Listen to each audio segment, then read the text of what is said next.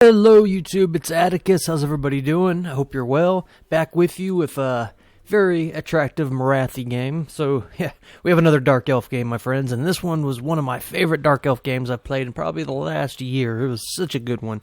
It is Tomb Kings versus Dark Elf. So we'll go ahead and just jump into the builds and I'll try to get into the action. So leading my army, my commander, of course, is going to be a Morathi, and I'm putting her on foot, which is not something you see a lot, but the reason you do that is it keeps her from getting sniped, and also it keeps her in combat, which will allow you to get both of her buffs, which is the Enchanted Beauty and the Heartrender Sword. So yeah, you're going to have -9 melee attack here, and you're going to have Enchanting Beauty -9 here. But you have to be in combat to get those buffs. So if you're flying around on that little horse of hers, you're not going to really be debuffing the army like you really need to. For my magic contingent, you can see I'm taking two different. So you're probably wondering, well, why do you take a Morathi and a wizard if Morathi's a caster? Well, that's because I stripped Morathi down. She is just going to be a duelist. I'm going to be using her for her anti-large and her armor piercing. And she does 340 weapon strength. She'll actually do pretty good in combat. For the Lord of Magic, though, we're using Shadow Sorcerer and Sorceress, excuse me. And the spells that I brought is, if it'll let me click on it, I hate this bug so much. There it goes. Orcham's Mind Razor, which I can use this to buff up Morathi. I can use it to use up my Blackguard. We also do have the Withering, and we have a Feebling Foe. So just a couple of debuffs and a way to buff up my army to make them a little bit more powerful. Protecting Morathi, we do have the Blackguard and Agron. These guys are a must in the Tomb King matchup. And on Infantry Corps, we have 2 units of Blackguard Corsairs and a couple of Dread Spears on each flank. And yeah, these guys are going to do really good against skeletons and pretty much even Tomb Guard. They'll trade pretty effectively with. Over on this side, though, we do have one Bolt Thrower. And yeah, the Bolt Thrower is just going to be able to give me a little bit of a range advantage, be able to pressure some of my opponent's constructs, and yeah, just kind of keep my opponent on his toes. And you can see I also do have a Scourge Runner Chariot, and these guys are so good against Tomb King with their anti-large attacks. In the flank, the back here, just going to be protecting from any rear shenanigans and things like that. We have a unit of Cold One Knights. They're pretty self-explanatory, but the real big surprise of this army, which should be no surprise to anybody who's a Dark Elf fan, is the backline harass. And that is the key to winning any Dark Elf game. If you watch any of my videos, you guys know, yeah, it's the backline harass. So we have a mixture of Dark Riders, we have 2 units of Harpies, and I have a Repeater Crossbow. And the idea is to punish my opponent if he turtles like this, hit him from every side, shut down his ranged units, and pretty much, just swarm. So that's my build, guys. We'll go ahead and look at my opponent right here. Leading his army, he does have Settra the Imperishable up on the chariot. So this thing is going to be a monster. Thankfully, I have a Footlord who has anti-large and charge defense. So yeah, she's going to be able to actually fight pretty good against Settra, which is surprising. Settra, of course, does have all his spells. Let's see if it'll let me click on it. There we go. Looks like he did take the Blessed Blade, Wrath of Petra. He does have the Skull Storm, the Protection one, which is a must, and the Crown of Nekahara. So yeah, very expensive kit for Settra. But he does have 2 Bone Giants with some Chevrons. So these guys are going to be really scary. This is what he's invested most of his funds in. So he really needs to have these guys produce some value for him. But luckily I got that Bolt Thrower, which is going to be able to shut him down. For his Infantry Corps, he does have some Skeleton Warriors. Looks like a whole front line of them. But then he does have a back line of some Tomb Guards of Halberds, and a secondary third line, I should say, of just some Tomb Guards. A very powerful infantry, Death Star-y kind of play. And yeah, he's just going to be hoping to kind of ball up right here and just survive while he's pressuring at these Bone Giants. So that's the builds. Let's go ahead and jump into it, guys, and see how this goes. So right off the bat, obviously, we're going to start using these trees for cover. I do see that, I forgot to mention, my opponent does have a unit of the Khepra Guard right here in the woods, which is really cool. He can use them to flank me if I'm not paying attention. But yeah, we are going to be using these woods. Always use the map to your advantage. If you're playing against a ranged army, well, yeah, use these trees. It's going to provide you cover, and it's also going to keep your opponent from knowing exactly what you have. You can see the Bolt Throwers are trying to get here into position. We'll try to shoot into these these Bone Giants. I'm using the Cold One Knights right here to get into the woods. Same with the Scourge Runner. We're just being really patient, kind of waiting my army. And I want to make a note to this, guys. Always walk your army. Don't run them. Walk them. As much as possible, I should say, unless you're getting shot at. Here comes the first volley of the Bone Giants. Boom, a couple good hits into the Bolt Thrower, but the Bolt Thrower does return in kind, and yeah, it's going to be a little bit of a trade-off. Now, of course, the 2 Bone Giants would win just on a one-on-one fight, but hey, more importantly, it's having these guys shoot these instead of my infantry or my Cold Wind Knights and things like that. Seeing that my opponent really doesn't have any cav units or any way to really pressure me, I'm going to have kind of free reign to be able to pressure him. So I'm going to have the Scourge Runners come in here to try to shoot down these Bone Giants. You can see my Repeater Crossbows are going to start shooting into these Tomb Guards of Halberds, and they're not facing me, so that means they're not going to be getting their shielded chance. Harpies, Dark Riders, everything's getting in position. I'm getting ready. And you can see that my Bolt Thrower is actually taking a lot of damage, so I got to be really careful, but we are getting some pretty good damage against these Bone Giants. My opponent is going to try to screen out this Scourge Runner, but yeah, they're never going to be able to catch me, and we're actually doing some pretty decent damage.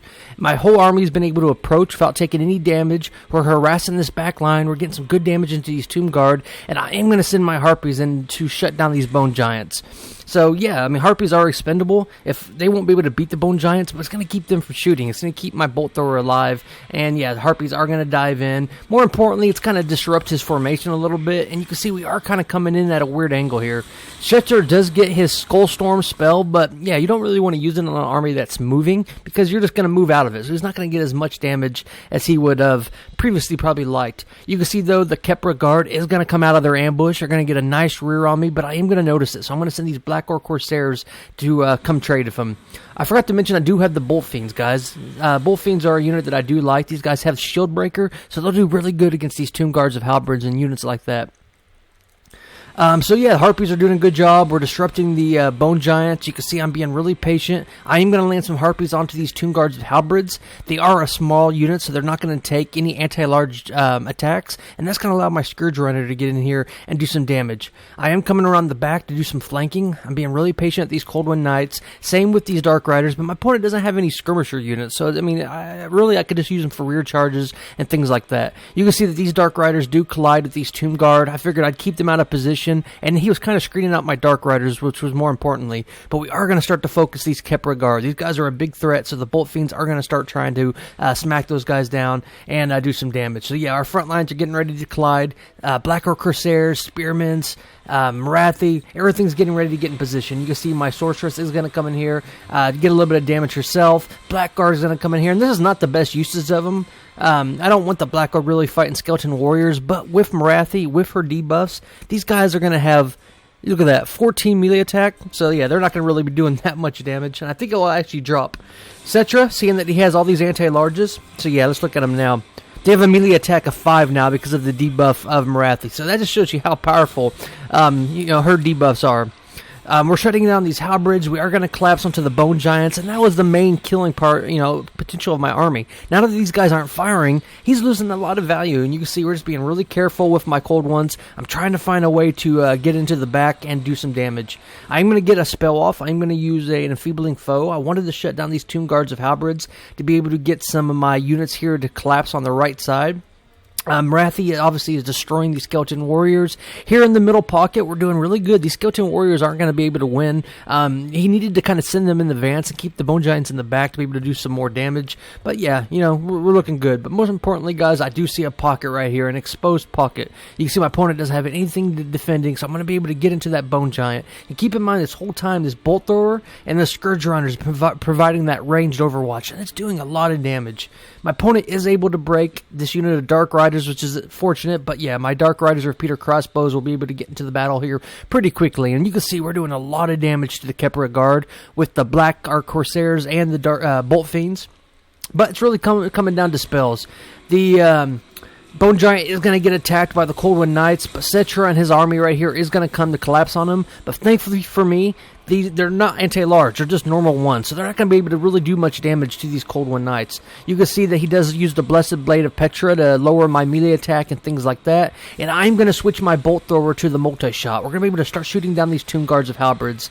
Let's go slow it down a little bit. You can see the Scourge Runner is shooting into the back. We're using the Bolt Throwers right here, and I'm going to have these Harpies land, because I don't want these guys, collapsing on my Cold Wind Knights. Over here, you can see we've totally just shredded through the Skeleton Warriors, which is going to free up my really elite army right here of Morathi. And once she gets into combat, she's going to start debuffing all these guys with that minus 18 melee attack. The Kepler Guard has pretty much been dealt with because of the Black Guard. My opponent wasn't paying attention. He's chasing away my my Dark Riders, and that's some Tomb Guard he really needs into the battle. But Balance of Power is still smack dab in the middle, guys. You can see right here the Bone Giants now are just kind of smacking things around, but we do have some spear units and things like that to assist them. But here comes the really scary army group number 1, Morathi, and she's going to come in here and instantly want to do some damage. Looks like we are going to get a spell from Cetra. It's going to be one that does a debuff, but he does get another Skull Storm. But he really needs to wait till my army's not moving to really get the best value out of him. You can see that the Bolt Fiends are providing some Overwatch as well. The Harpies are getting rear charges, and now we just have this really huge mosh pit. But I want to show you guys the debuffs, the melee attack of my opponents. So now, because of Morathi's being is in combat, the Tomb Guard are only at 19 melee attack. The Halberds are at 12. Let's see, Cetra is only at 27 melee attack, so that's the power of Morathi, guys. That's what makes her so powerful. My opponent does have the protection spell on Cetra. He's trying to keep him alive, but he really needs to be cycle charging to get the best value out of him. Over here, my Sorceress is fighting against these anti-large units. I need to pull her out. You can see my opponent actually has a really powerful Balance of Power lead. I was really surprised. A lot of my units are breaking, and he does have a bunch of scary units. Even though they are getting debuffed, they're still powerful. And I was seeing this, I was like, wow, how am I actually losing this? He still does have his Bone Giants, who are relatively at good health, but they're not firing, which is working good for me. And you can see that Cetra is doing some actually good damage to Morathi. I need to pull her out and get it out, get her out of harm's way. You can see the Black Guard is getting hit from both sides, are getting hit in the rear by these Ushabti summons, but I am going to use the Wither onto them just to lower their armor, just to make it a little bit easier for my Black Guard and Aggron to be able to deal with them. We are going to be able to break one of the Bone Giants, though. Through the support of the Bolt Throwers, the Bolt Fiends, and my Scourge Runners, we're going to be able to melt our very first one, and that's going to really help kind of give us a balanced power, kind of even it out a little bit. You can see over here, though, Cetra's doing a really good Morathi's doing a good job of dueling Cetra. She's anti-large. She's armor-piercing. She's going to be able to take that fight any, day of the week. And you can see there goes the first Bone Giant. So that's going to really help us out. But still, Balance of Power is in my opponent's favor. So it's still anybody's game. I'm going to be able to pull Morathi out. I am going to get another debuff spell, too. I believe it is... Where's it at? It was... I don't know who I used it on, but anyways, so now we're just focusing this other Bone Giant. You can see he does use the protection spell on it, and he's trying to keep it alive. The thing does cause terror, but I do have spear units. I have a lot of anti-large, and now my repeater crossbows are going to get into the battle, which is going to really help. Here comes Cetra to try to get a charge in, but he has to be careful. He is going to decide to try to attack the Bolt Fiends, though, and I'm going to just start focus firing him, trying to hit him quickly as possible. Let's go ahead and slow it down so I can show you guys what's going on. So now we have this really important battle of the Black Guard and Aggron, but they're not getting supported by Morathi, so these guys are actually at their full combat potential. Over here, we have some 2 guards of Halberds who are trying to get a rear charge into my spear units, and these 2 guards have really fought to the bitter end, but because of me being able to destroy that... what's that thing called, the Bone Giant, it's kind of equalized the Balance of Power. My opponent did realize he has a full unit of Tomb Guard, though, and he's trying to send them desperately into the fight to shut down my range units. And you can see Cetra gets a really good charge into my Bolt Fiends, but I am going to use the skirmishing capabilities of the Dark Riders here, and I'll be able to pull away and start trying to do some damage. Morathi and the Sorceress are just firing down the Bone Giant. She is anti-large, armor-piercing, smacking him away, also with the support of the Dread Spears, and I've used up all the ammunition of my Scourge Runners. But we just dealt with the second Bone Giant, so I'm okay with that. Balance of Power, though, is smack dab in the middle, guys, so really it's coming down to these range units. These are really what I'm going to need to be able to shut down Cetra. He's going to be a real terror. Since Morathi is on a horse, she's not going to be able to catch him, so if he just kind of dances around me, I won't be able to do much damage. Balance of Power, though, is back into my opponent's favor, which is really unfortunate for me. At this point, I'm getting kind of worried because my infantry is pretty beat up. I got some Harpies, I got a Scourge Runner, and a few things like that, but I really don't have Tomb Guards and things like that, and my opponent does have a full health unit of it. I am trying to chase Cetra, but I see these Tomb Guard, and I instantly pull away. That's a battle I do not want Morathi taken. She doesn't have any armor, and she'll be in a lot of trouble if she takes that. You can see I do get a rear charge in with the Scourge Runners. They are chariots, guys, so use them in combat if you do need. I mean, don't be afraid to send them in, preferably in not anti-large units. The Bolt Throwers The repeater crossbows were doing a good job of melting down Cetra, and you can see the Bolt Fiends have returned. So yeah, Morathi is going to come in here and try to get a charge into Cetra, but he is going to run her over, and he's using the Blessed Blade, which is going to give him fire damage and kind of give me some debuffs. But since he's fighting Morathi, that means he's getting debuffed. Over here, you can see that my opponent does use the protection spell on Cetra. He's doing really good trying to cycle charge, but I do have Blackguard, and I do have the Scourge Runners who are going to come in there and keep him from really being able to escape. Morathi's in there just hitting him, and yeah, things are good. You can see I'm trying to use the Sorceress right here to block up these Tomb Guards, and my Spearman units have done a really good job this game of holding up 2 units of Tomb Guards. He desperately needs these guys into the battle, and this one hero unit of the Dread Spears are keeping them busy. The Bolt Fiends still have a lot of good ammunition, and there's still a lot of models, and these guys do have the Shield Breaker trait, so I could, shoot into the Tomb Guard, it'll bypass their Silver Shield, and you can see these repeater crossbows are just really helping me melt down Cetra.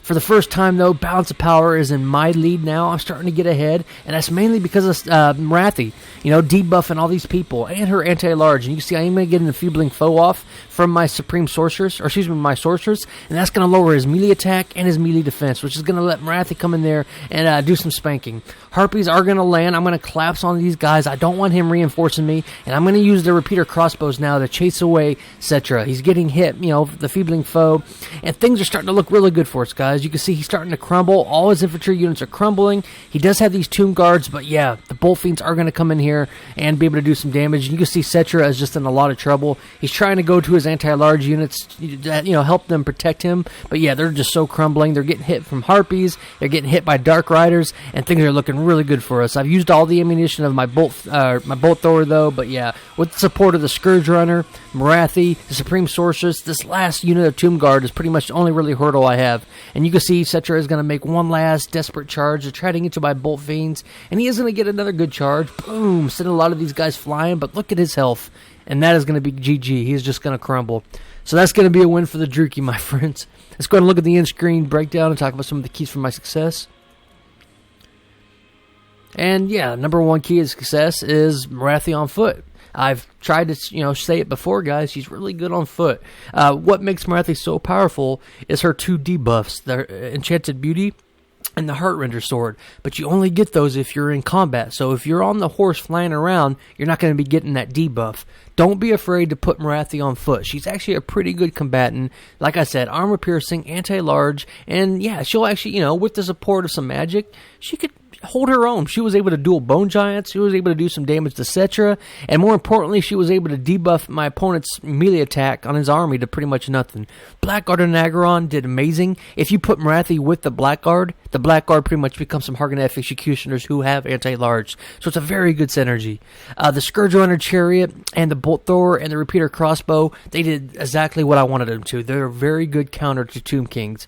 I was able to control the pace of the map. I was able to, flank him from every side, and I was able to provide that ranged overwatch, which was really what he needed his Bone Giants to win. This whole build was about protecting the Bone Giants and hitting me from afar. But yeah, we were able to outpressure him in the range game. One of the most important things, though, the play in the Dark Elves, if you want to win, is harass the back line. And you can see that my Dark Riders, my Harpies, all these units did their job. They were able to stop the Tomb Guards of Halberds from reinforcing. We were able to shut down the Bone Giants. We were able to get rear charges. And we were just able to muck up his army. And that's exactly what these units are for, guys. If you watched my Dark Elf guide, you know how important it is to have these units.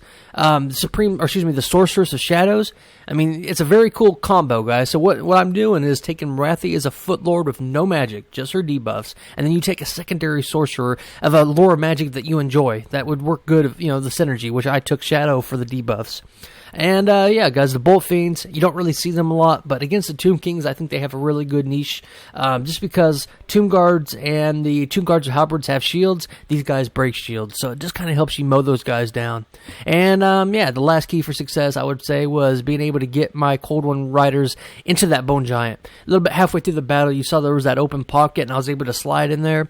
And, yeah, that's, what really won me the game. For my opponent, 1X, good game. I see what you're trying to do with this build.